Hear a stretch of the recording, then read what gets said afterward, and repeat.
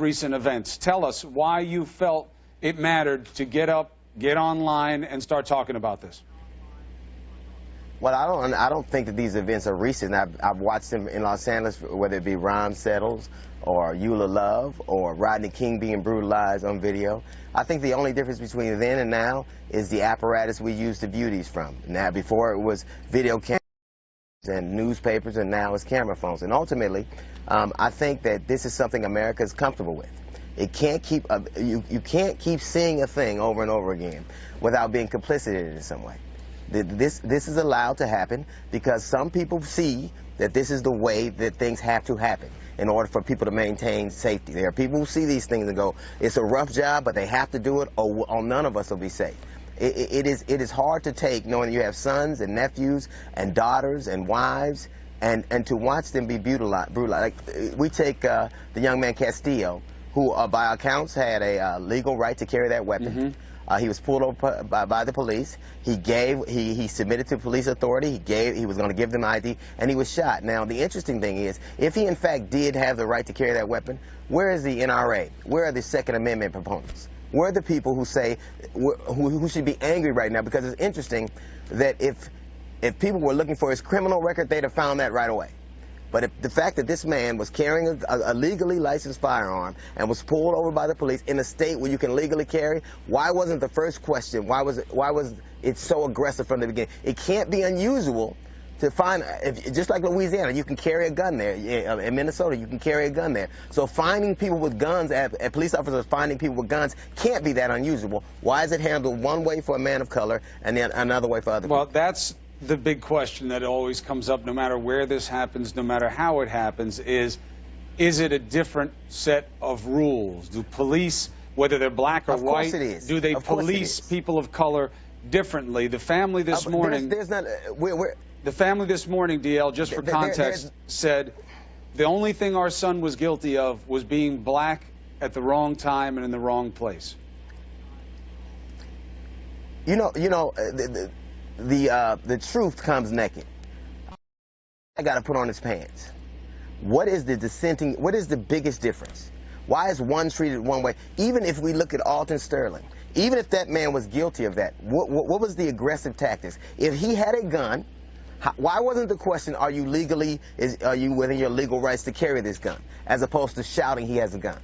We are comfortable watching black men and black people be brutalized and brown people be brutalized, and a lot of people feel like this is the way things are and have to be. It is no different than people who like steak don't want to see the cow get slaughtered. Some people, why is it that when we'll see a video recording of somebody of a suspect doing something, and then you'll hear prosecutors say, all the evidence is right here, we have everything we need. But when you see a police officer doing something on video, we don't know what happened.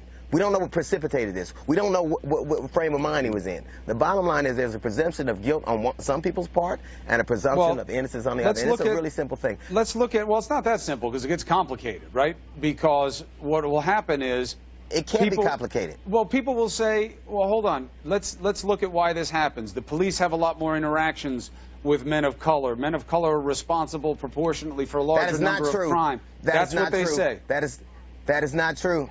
70, according to the U.S. Department of Justice, 78% of the people arrested in this country are white.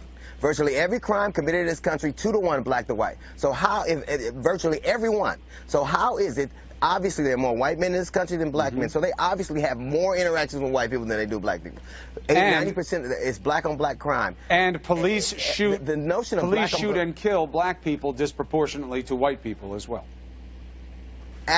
Obviously, the notion black on black crime would mean that there is no other kind of crime. You've never heard anything described. Colorado, a man goes in and shoots 19 white people. They don't call it white on white crime. People kill what they're around. People kill with proximity. Husbands kill. Why? It is a fact of human existence. But to equate it with some kind of mental failing and then to use that as an excuse to summarily execute people is immoral. And it is the type of thing that America seems to be used to. There's no obfuscating. Either this is abhorrent to you or this is the way things ought to be. Well, and to me, it is an indictment on our society. And it's as obvious as it is immoral, because everybody should know that the controlling factor here when it comes to inner city crime, people say, why don't you talk about Chicago more? Well, we do talk about it, but that's also about poverty. People want that to be about color as well, but because they don't want to talk about poverty. They don't, because the biggest determining factor in crime is poverty. And you know, it's amazing. People always tell you to put down guns, but never tell you to pick up applications, pick up opportunity, pick up education. To me, it is the reason that things that happen, because technology allows us to see ourselves. The only way anybody changes anything, whether you want to lose weight or change your appearance, is to actually see yourself. And if America likes what it sees, then we have no choice but to accept that. But what is the good of body cameras if we don't have bias-proof glasses?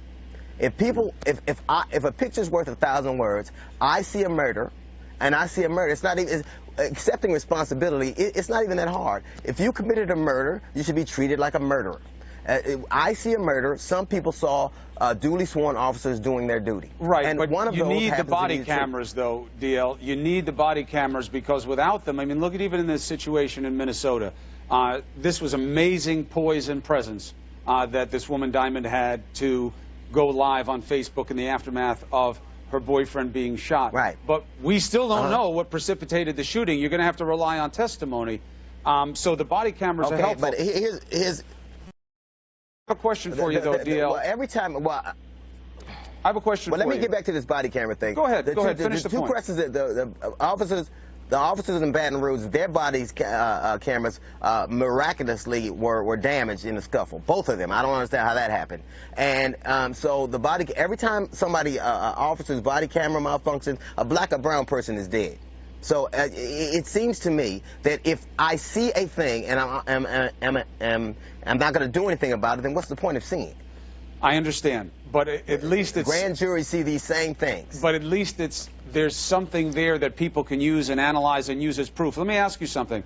One of the things that the family said this morning that should really hit everybody's ears the same way was, you know, we grew up teaching this boy, and even as a man, comply, comply, comply. We were worried about this. He was worried about this. He had said, maybe I shouldn't be carrying this gun even though I have it legally, because maybe they'll shoot me first and ask questions later. I hear that from parents, rich, poor, urban, rural, all over this country. Your own kids, you're blessed with beautiful children. Is that something that even D.L. Hughley has to deal with his kids with, about boy and girl? You have to treat the cops a certain way. Bill Cosby lost a son to gunfire. Every parent that I know, every black or brown parent I know, has a conversation with their children when they tell them exactly to act, how to act around the police. That is abhorrent. That is immoral. Every parent I know. My biggest fear, my son who's a millennial, and you know they don't have jobs, so they obviously have to live with me. But I don't even go to sleep till my children come home. My grown children come home at night. I keep my clothes on, and my wife will tell you, I keep my clothes on in case my children need me in the middle of the day. Or in the middle of the night. And I just do not understand. We love our children, we love our parents, our mothers, our fathers. They are brutalized, and nobody says anything. It's too much. It's too much. I understand that this hits home. I understand that it's not just about race for you. It's about the morality, because especially in this country, we're all supposed to be brothers and sisters. We're all supposed to care about each other, as if whatever happens to one happens to all. And I'm sorry to have this conversation with you, DL, and I'm sorry to see you upset. But you know what? It's an important conversation to have. And hopefully people hear your words, they think about it, I think we've had this conversation.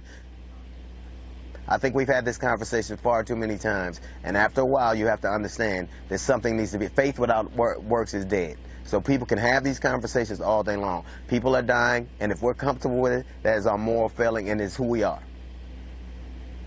DL, you're right, and thank you for making the point on CNN this morning. We'll keep the conversation going, and we'll push for change.